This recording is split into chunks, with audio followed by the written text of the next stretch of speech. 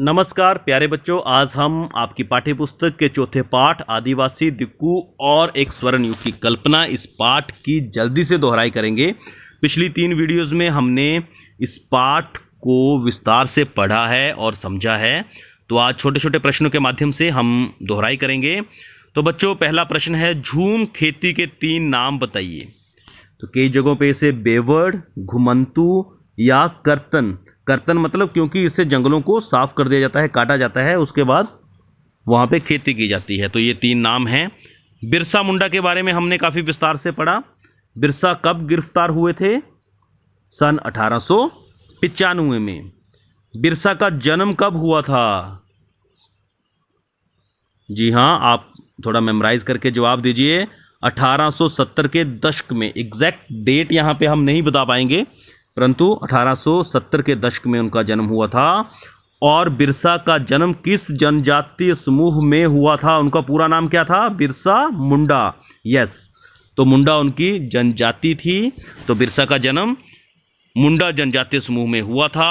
बिरसा की मृत्यु कब और कैसे हुई थी? सन 1900 में बिरसा की मृत्यु हैजे के कारण हुई थी। घुमंतू किसान मुख्य रूप से कहां रहते थे?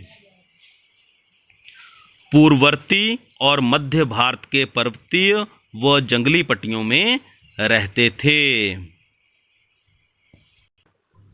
झूम खेती किसे कहते हैं? दिमाग पे जोर डालिए। इसके 3 नाम हमने ऊपर पढ़े, बेवड़, घुमंतू और कर्तन। झूम खेती घुमंतू खेती को कहा जाता है। बैगा औरों के लिए काम करने से क्यों कतराते थे? एक जनजातीय समूह था बैगा, वो औरों के लिए काम नहीं करते थे, कतराते थे। क्यों?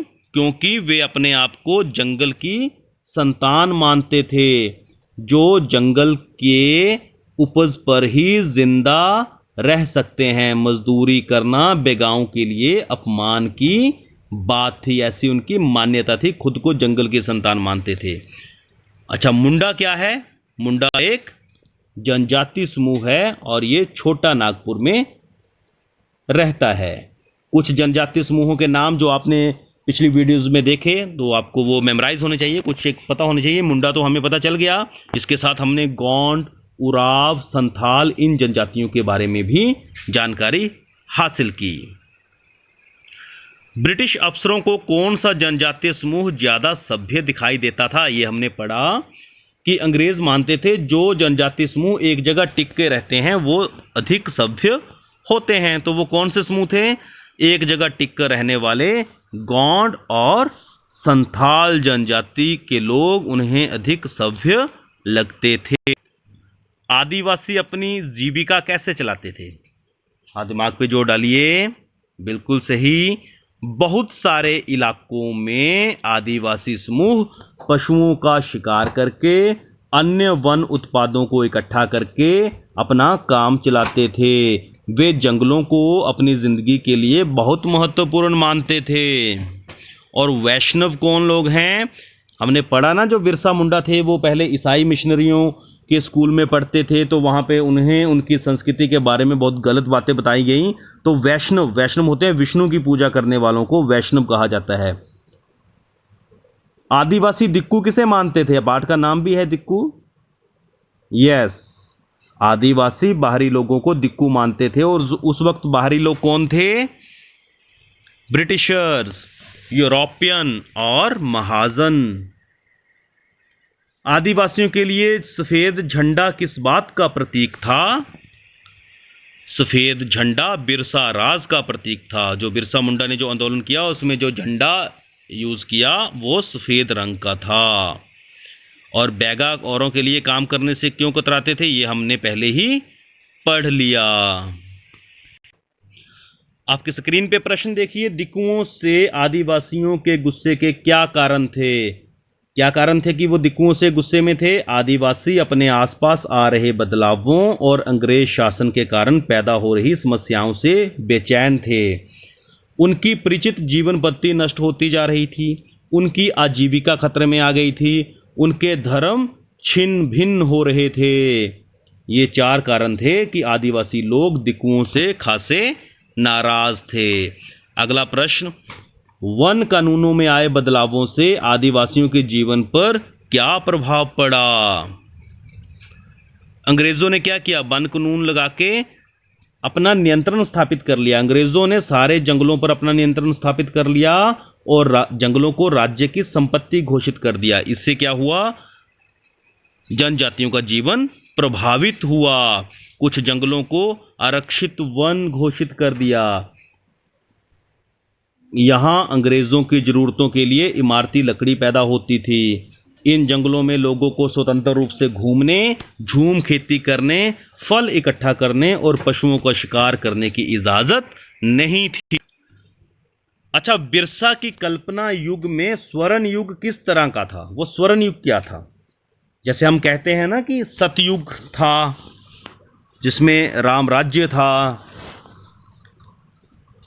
हर जगह अच्छी आदतें, नैतिकता थी। तो इस तरह से जिस सतयुग की वो कल्पना करते थे वे स्वर्ण युग सतयुग की चर्चा करते थे, जिसमें मुंडा लोग अच्छा जीवन जीते थे, तटबंध बनाते थे। तटबंध मतलब नदियों के किनारे उसके पानी को रोकने के लिए और तेज हवाओं को रोकने के लिए भी तटबंध बनाए जाते हैं। पेड़ों से भी बनाए जाते हैं, मिट्टी से भी बनाए जाते हैं। पेड़ और बाग लगाते थे, पेट पालने के लिए खेती करते थे, कुदरती झरने नियंत्रित करते थे। बिरसा चाहते थे कि लोग एक बार फिर अपनी जमीन पर खेती करें और एक जगह टिक कर रहें, वे अपने ही खेत में काम करें। इस काल्पनिक युग में मुंडा अपनी बिरादरियों और रिश्तेदारों का खून नहीं बहाएं और ईमानदारी से जिएं। तो इस तरह की कल्पना बिरसा मुंडा करते थे और लोगों को भी प्रेरित करते थे। यहां पढ़ेंगे झूम खेती, जिसको हमने घुमंतू खेती भी कहा, बेवड़ भी कहा, कर्तन भी कहा। ये कैसे की जाती है? इस तरह की खेती अधिकांशतः जंगलों में छोटे छोटे भूखंडों पर की जाती थी, जिसमें जंगल के घास फूस को जलाकर खेतों में छिड़क दिया जाता था और उस पर खेती की जाती थी। जब खेतों की उपजाऊता मतलब उपजाऊ क्षमता समाप्त हो जाती थी तो उस जगह को छोड़कर दूसरी जगह चले जाते थे। बिरसा मुंडा की क्या शिक्षाएं थीं? उन्होंने शुद्धता व दया पर जोर दिया। उन्होंने शराब छोड़ने और गांव को साफ रखने पर जोर दिया।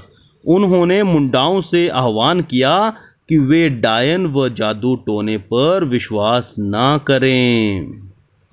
अच्छा, बिरसा आंदोलन का उद्देश्य क्या था? बिरसा आंदोलन आदिवासी समाज को सुधारने का आंदोलन था। इसका कारण ये था कि जो ईसाई मिशनरी थे और हिंदू जमींदार थे वो आदिवासियों की जीवन शैली को नष्ट कर रहे थे। अंग्रेज की भू नीतियाँ उनकी परंपरागत भूमि व्यवस्था को नष्ट कर रही थीं। हिंदू भूस्वामी और महाजन उनकी जमीनों को छीनते जा रहे थे। ये वो लोग थे जो अंग्रेज़ों के कर्मचारी थे। ईसाई मिशनरियाँ उनकी परंपरागत संस्कृति की आलोचना करती थी। तो इन सारी चीज़ों से जो बिरसा थे वो नाराज थे और उन्होंने सारे आदिवासियों को संगठित करके आंदोलन भी किया। अच्छा, भारत के कुछ चरवाहे समुदायों के नाम क्या आप बता सकते हो? पंजाब में वन गुज्जर, आंध्र प्रदेश में लवाड़िया, कुल्लू में गडरिये और कश्मीर में बकरवाल समुदाय के लोग आज भी चरावाह का काम करके अपना जीवन यापन करते हैं। तो बच्चों, आज हम इतना ही पढ़ेंगे। आपका ये पाठ कंप्लीट हो गया है और आज की वीडियो में हमने जो पहले पढ़ा उसको रिवाइज भी कर लिया है। कार्यपत्र को हल करिएगा। धन्यवाद। जय हिंद, जय हिमाचल।